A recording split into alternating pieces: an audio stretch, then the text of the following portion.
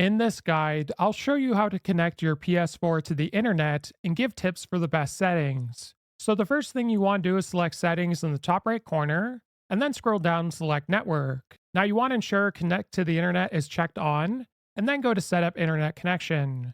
Now, if you're looking to get the fastest, most stable speeds, always use a LAN cable, but most people still use Wi Fi, so we're going to select that. Now, we're going to go to custom settings.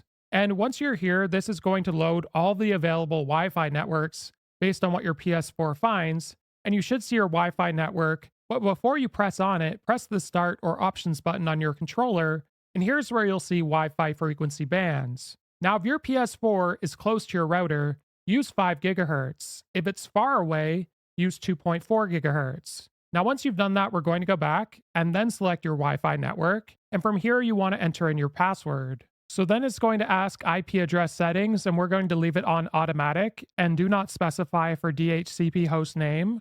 And for DNS settings, you can go to manual and try out some different DNSs, and then you want to go to next and finish up the internet connection. I'm going to go back though and go to automatic, and we're going to leave MTU settings on automatic and do not use for proxy server, and then test the internet connection. Now, if you change the DNS settings, what you want to do is see how fast your download and upload speeds are.